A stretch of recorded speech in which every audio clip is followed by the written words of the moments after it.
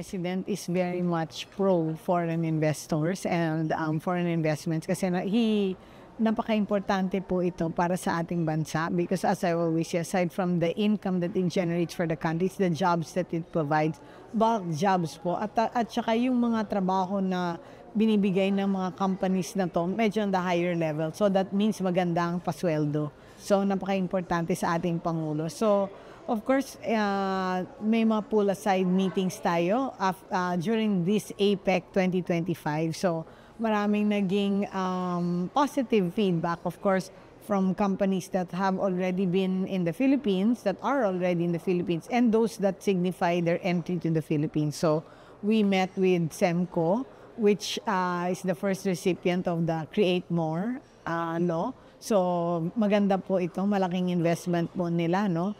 And then after that is the DNL, which signifies their entry to the Philippines for technology. So they're really just actually already coordinating with another Philippine company to make sure that at least matupad na tong pagpasok nila sa Pilipinas.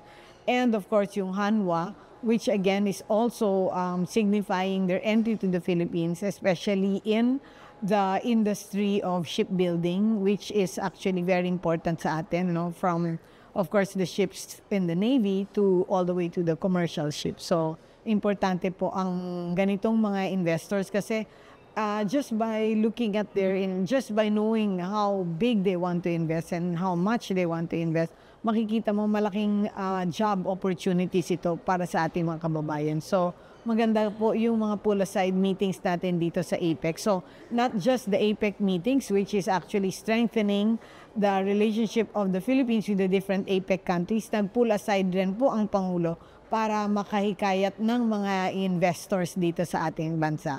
And to also thank the companies that have already existing investments in our country. So, thank you. Maganda po ang naging meeting dito sa APEC 2025 here in Busan, Korea.